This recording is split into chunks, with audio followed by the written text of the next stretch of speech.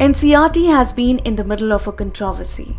Why? For its omissions in its Class 12 political science textbook. Now, the book carries no mention of the Babri Masjid by name. Instead, it refers to it as a three-domed structure.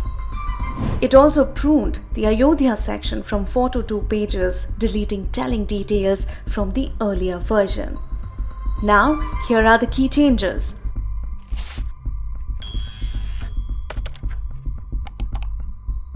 The old textbook introduces Babri Masjid as a 16th century mosque built by Mughal Emperor Babur's general Mir Baqi. Now, the chapter refers to it as a three-dome structure that was built at the site of Sri Ram's birthplace in 1528, but the structure had visible displays of Hindu symbols and relics in its interior as well as its exterior portions. Over 2 pages, the old textbook described the mobilization on both sides after the locks of the masjid were opened in February 1986 on the orders of the Faizabad District Court. It referred to communal tension, the Rath Yatra organized from Somnath to Ayodhya, the Kar Seva undertaken by volunteers in December 1992 to build the Ram Temple, the demolition of the mosque, the subsequent communal violence in January 1993. It mentioned how the BJP expressed regret over the happenings at Ayodhya and referred to the serious debate over secularism. This has been replaced with a paragraph. In 1986, the situation regarding the three-dome structure took a significant turn when the Faizabad District Court ruled to unlock the structure, allowing people to worship there.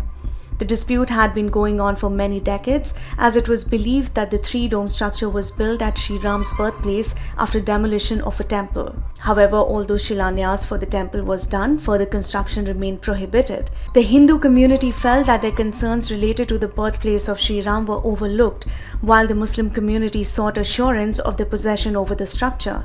Subsequently, tensions heightened between both communities over ownership rights, resulting in numerous disputes and legal conflicts. Both communities desired a fair resolution to the long-standing issue. In 1992, following the demolition of the structure, some critics contended that it presented a substantial challenge to the principles of Indian democracy.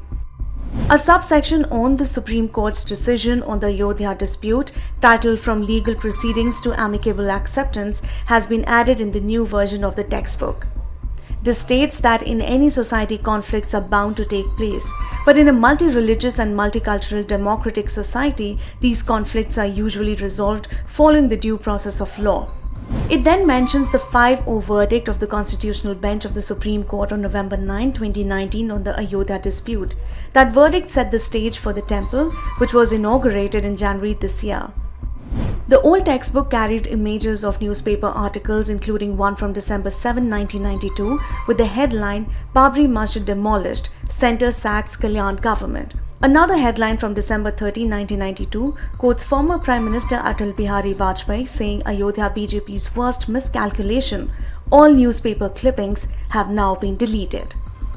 The old book carried an excerpt from observations in a judgment by the then Chief Justice Venkatachalya and Justice G. N. Ray of the Supreme Court in the case Muhammad Aslam vs. Union of India 24 October 1994, convicting Kalyan Singh of contempt to court for his failure to uphold the majesty of law.